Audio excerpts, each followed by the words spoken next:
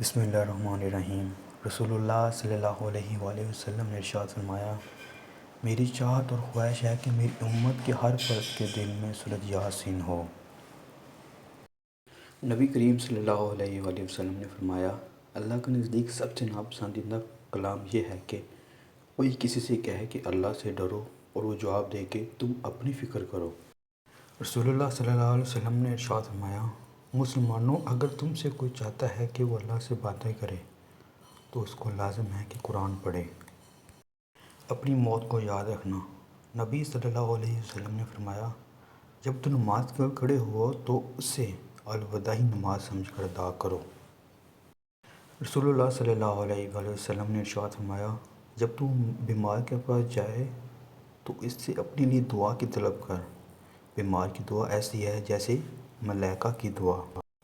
رسول اللہ صلی اللہ علیہ وآلہ وسلم نے ارشاد فرمایا، جو آدمی غصے کو پی جاتا ہے اور غصہ کرنے پر قادر بھی ہوتا ہے، اللہ اس کے دل کو ایمان سے بھر دیتا ہے۔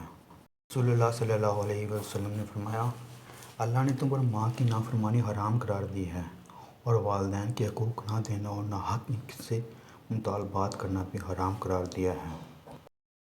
رسول اللہ صلی اللہ علیہ وآلہ وسلم نے ارشاد فرمایا، جو شخص پابندی سے استغفار کرتا ہے، اللہ تعالیٰ اس کے لیے ہر تنگی سے نکلنے کا راستہ بنا دیتے ہیں۔ اسلامی معلومات۔ سوال: وہ کون سی قوم ہے جس کو اللہ تعالیٰ نے قرآن مجید میں سب سے زیادہ نافرمان قرار دیا ہے؟ جواب ہے، قوم بنی اسرائیل۔